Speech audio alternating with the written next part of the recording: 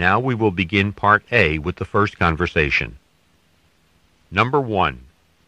I'm really exhausted, but I don't want to miss that documentary that comes on at 11. If I were you, I'd skip it. We both have to get up early tomorrow, and anyway, I've heard it's not that exciting. What does the man imply the woman should do?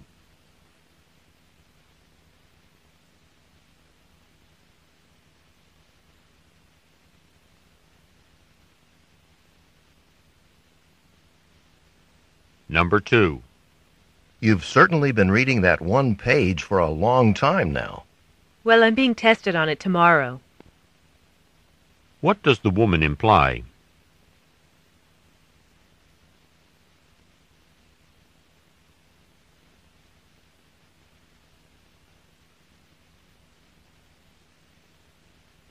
Number 3. The storm last night damaged some of the neighbors' roofs. I don't wonder. What does the woman mean?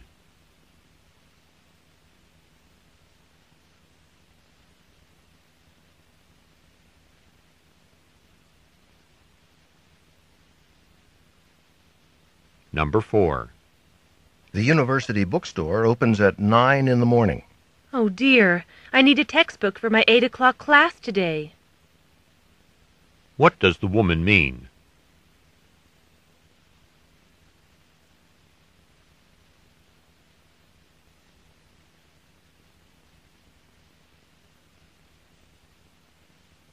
Number 5. I've been waiting all week for this concert. The Philharmonic's supposed to be excellent. And with our student discount, the tickets will be really cheap. Uh-oh. I'm afraid I left my student ID in my other purse.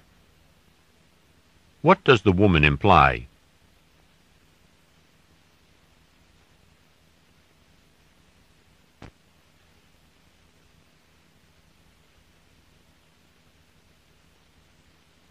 Number 6.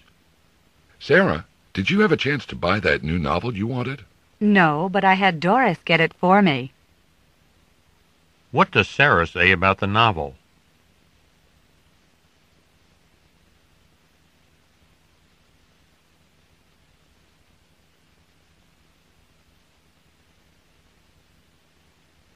Number 7. My parents are coming to see our apartment this weekend. Looks like I'd better lend you my vacuum cleaner then. What does the woman imply?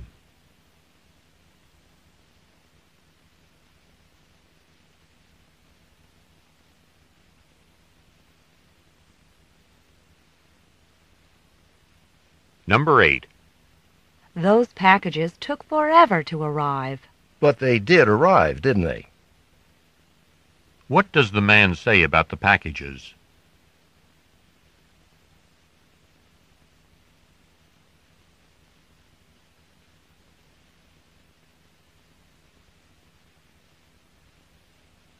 Number 9. My math assignment's due tomorrow morning, and I haven't even started it yet. I'll miss you at the party tonight. What does the woman imply?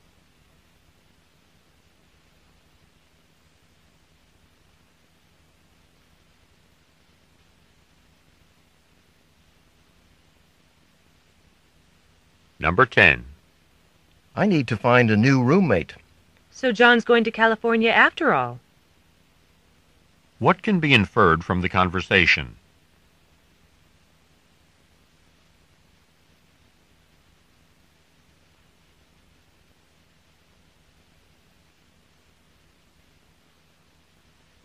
Number 11.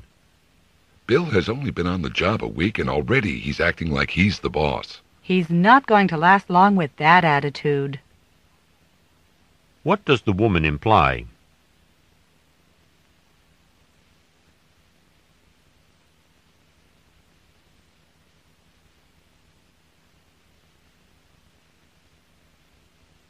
Number 12. There's a great antique show at the Grant Auditorium. Let's go see it this evening. I've worked really hard all day long. Won't it be there for a while? What does the man imply?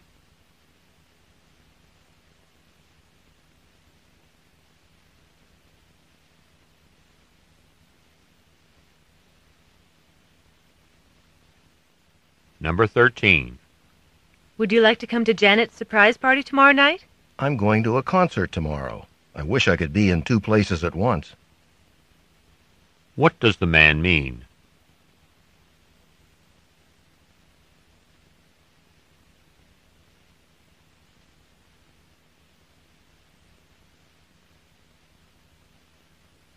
Number 14.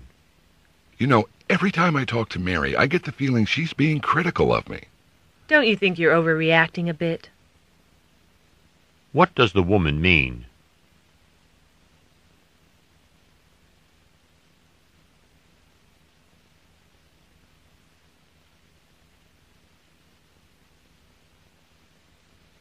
Number 15. Why did you come to the meeting late? I left a message with your roommate about the time change. She has a very short memory, and it really gets on my nerves sometimes. What does the woman imply?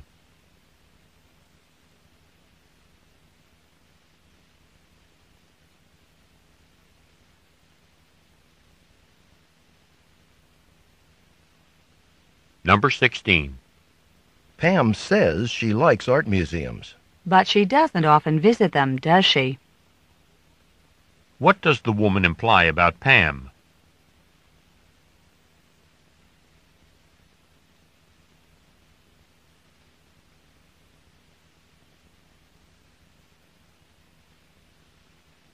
Number 17. How long's it been since you saw Becky? I bumped into her at the market just last week. What does the woman mean?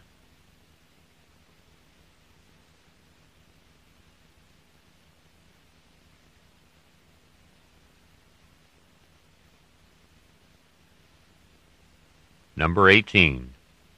The forecast is for a severe winter. Are you prepared? Hardly. I'm waiting for the next sale to get a down jacket. What does the woman imply?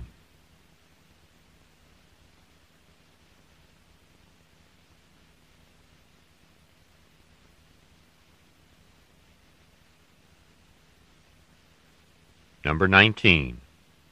Do you know what year Thomas was born? Don't ask me. I'm not good with dates.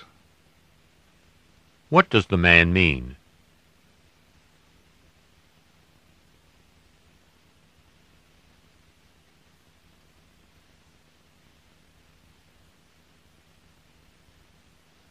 Number 20. I think I'll add that information to my paper. You really should check it out in a reference book.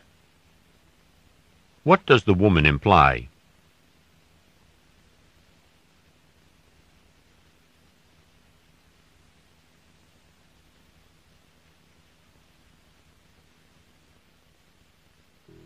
Number 21. I heard you had a barbecue down at the beach. How did it go? It poured. We had to postpone it again. What does the woman mean?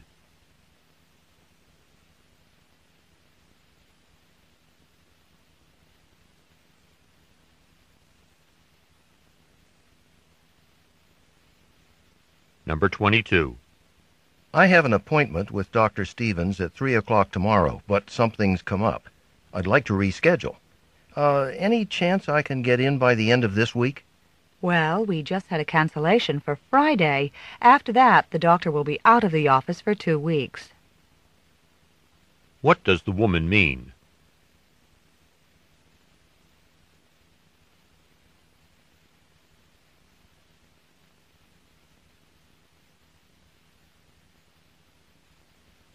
Number 23. I have to type all these reports by Monday morning. There goes your sleep this weekend. What does the man mean?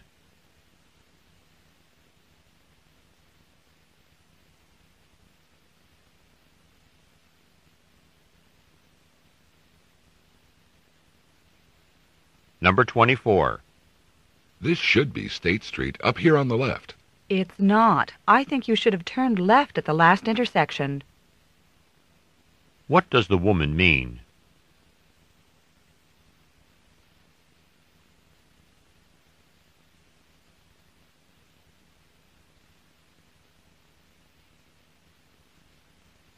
Number 25. How about seeing the new movie at the North Park Theater tonight? Sounds great, but I've got to go over my notes for tomorrow's midterm. What can be inferred about the man?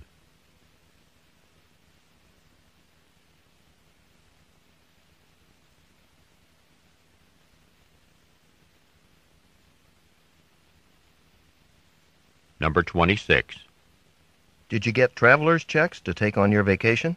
Yeah, they sure beat carrying around a wallet full of big bills. What does the woman mean?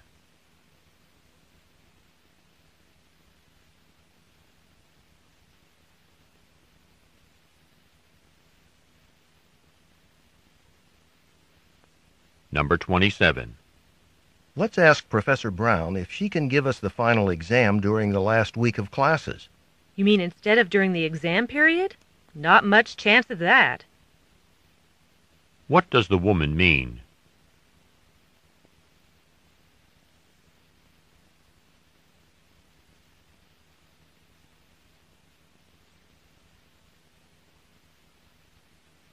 Number 28. I've had enough of this museum. Why don't we skip the gift shop? Look, we promised my brother the poster, so we haven't much choice. What does the woman mean?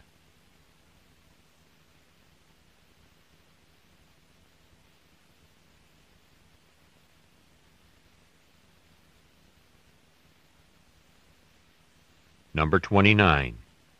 Hey, Dan, I hear you're meeting Susan's parents for the first time. Yeah, next weekend.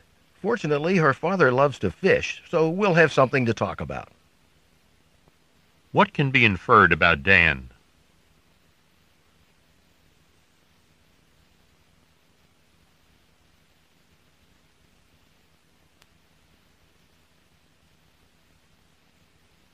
Number 30. I need to find a dermatologist. You're familiar with Dr. Smith. Do you recommend her? Well, I've been seen by her a few times, and the best I can say for her is she has interesting magazines in her waiting room. What does the woman imply?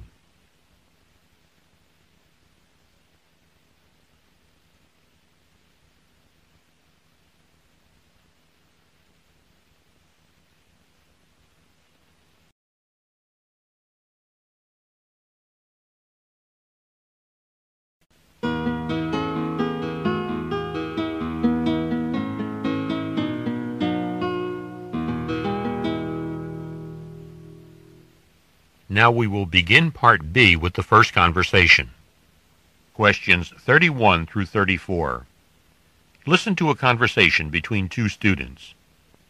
John, have you chosen a physical education class yet for this semester? No, why? You've got to take rock climbing. We just had the first class, and it looks like it's going to be great. You think I should take rock climbing? You've got to be kidding.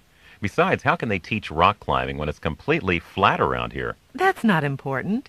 You can't just start climbing without any training. You have to get in shape, learn how to use the ropes, the belts, the buckles. There's a lot of preparation first. You don't think it's just a little bit dangerous? Not if you know how to use the safety equipment, which is, by the way, pretty high tech. The ropes are made of elastic fibers that stretch a little. The shoes have special grips on the bottom, and the helmets are made out of some kind of special plastic. You have to learn how to use all this before you do any real climbing. Well, what's the appeal? We'll spend the whole semester studying something we don't actually get to do. We will take a climbing trip during spring break, but that's not the point. Climbing isn't the only goal. In preparing to climb, you learn patience, mental discipline, and you gain fantastic physical strength, especially in your hands. For the first few weeks, we're going to concentrate entirely on hand and upper body exercises. All that in one sport? Maybe you're right. Since it's not too late to join the class, maybe I will. Number 31. What is the woman trying to do?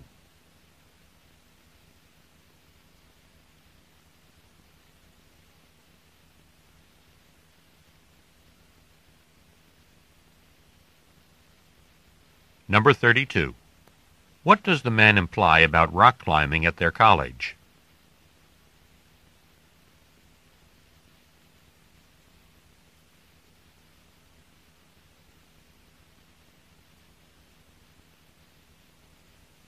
Number 33. Why is the woman interested in rock climbing?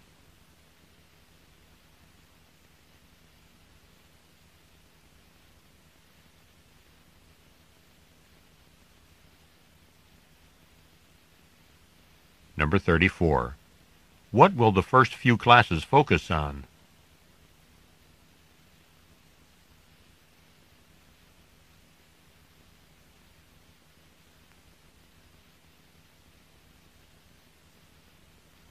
Questions 35 through 39.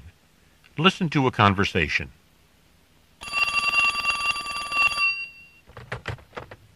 Hello. Hi, Sally. This is Phil. Great to hear from you, Phil. How have you been doing? To tell you the truth, I'm very worried about our final examinations next month. For one thing, I can't sleep. I sympathize. I went through the same thing last year. That's exactly why I'm calling you. Do you have any suggestions for coping with anxiety? You know how I hate exams. Well, last year the university offered a stress management course at about this time. Have you been in contact with the student health services? No, I haven't had time. Funny, isn't it? Just when students need help most, we can't afford the time to get it. Well, perhaps I should find out more about this stress management course. Things have got to get better. I suggest you call the health services tomorrow. They open at 9 a.m. Thanks, Sally. I'll let you know how it goes. Best of luck, and have a good night's sleep. That's easier said than done. Number 35. What is the main topic of the conversation?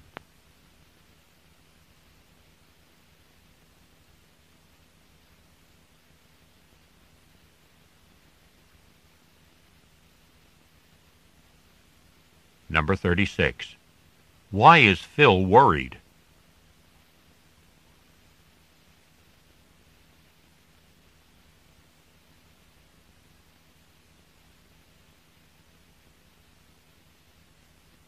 Number 37. Why does Phil turn to Sally for advice?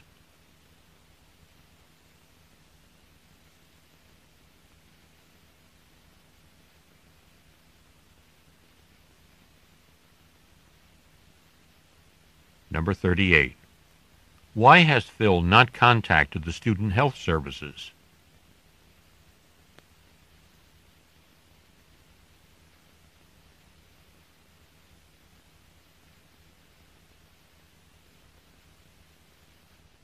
Number 39.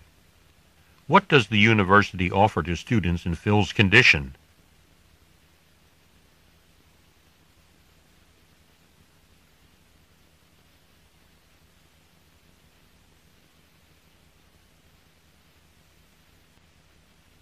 This is the end of Part B. Go on to the next page.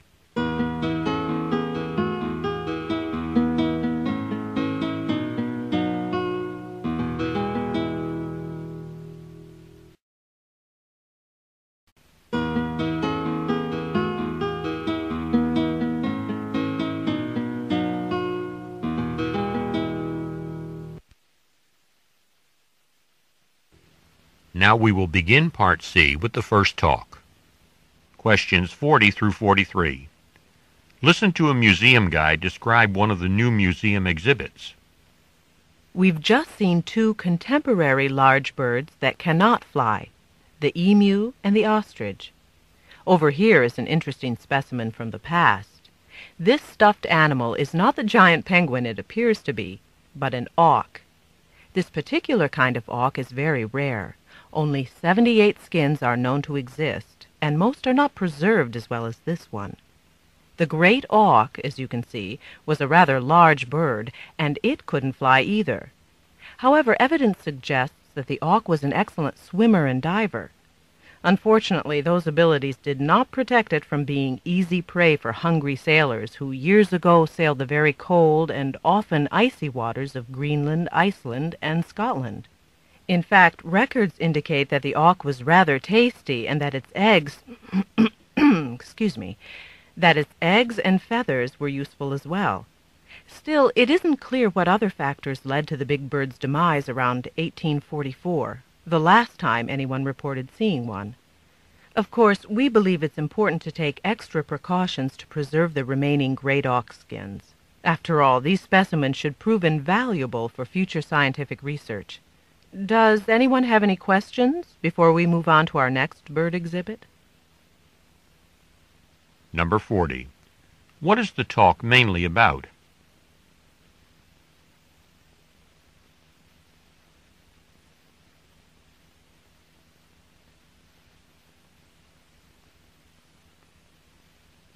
Number 41.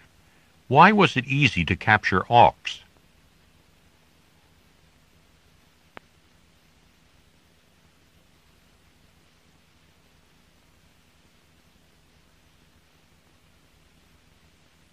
Number 42.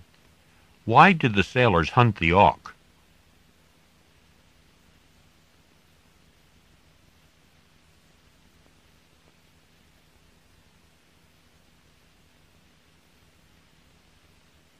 Number 43. Where did the auk live?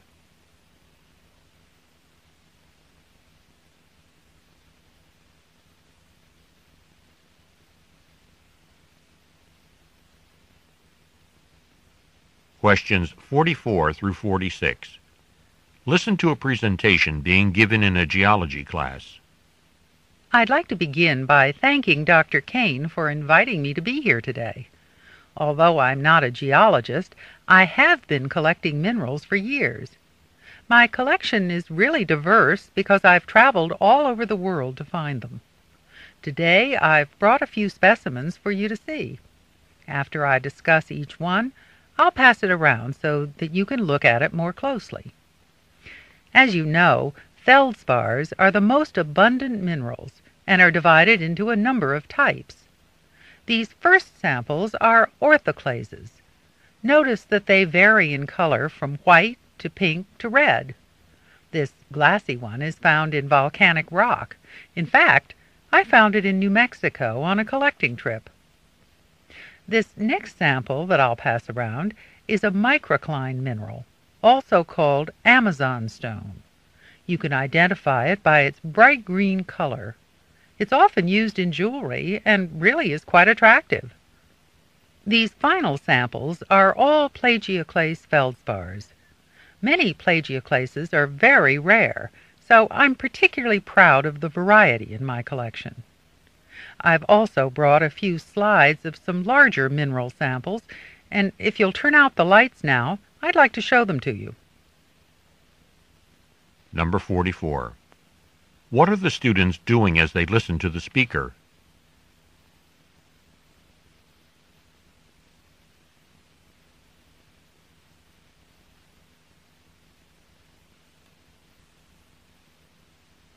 Number 45.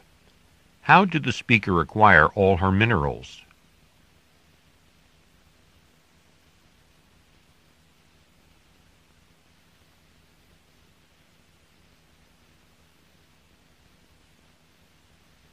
Number 46. Why is the speaker proud of her plagioclase feldspars?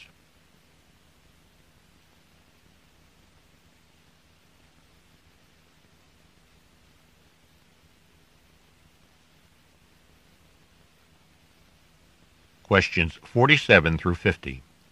Listen to a talk given at the beginning of a nature walk at a national park. Welcome to Yellowstone National Park. Before we begin our nature walk today, I'd like to give you a short history of our National Park Service. The National Park Service began in the late 1800s. A small group of explorers had just completed a month-long exploration of the region that is now Yellowstone. They gathered around a campfire, and after hours of discussion, they decided that they should not claim this land for themselves. They felt it should be accessible to everyone. So they began a campaign to preserve this land for everyone's enjoyment. 2 years later, in the late 19th century, an act of Congress signed by President Ulysses S. Grant proclaimed the Yellowstone region a public park. It was the first national park in the world. After Yellowstone became a public park, many other areas of great scenic importance were set aside, and in 1916 the National Park Service was established to manage these parks. As a park ranger, I am an employee of the National Park Service. In a national park, park rangers are on duty at all times to answer questions and help visitors in any difficulty. Nature walks, guided tours, and campfire talks are offered by specially trained staff members. The Park Service also protects the animals and plants within the parks. Number 47. Who was the speaker?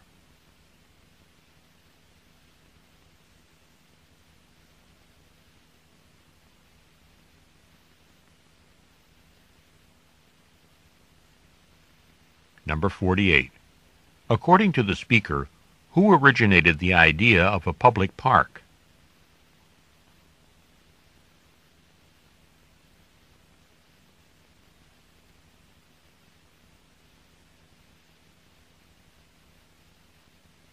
Number 49. What does the speaker say about Yellowstone National Park?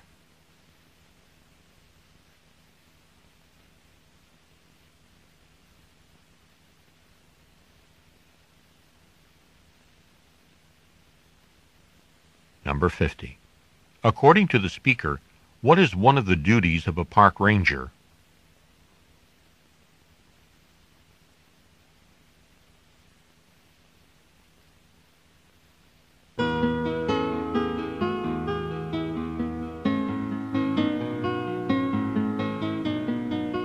This is the end of Section 1 of Practice Test C. Turn off your cassette player and begin work on Section 2.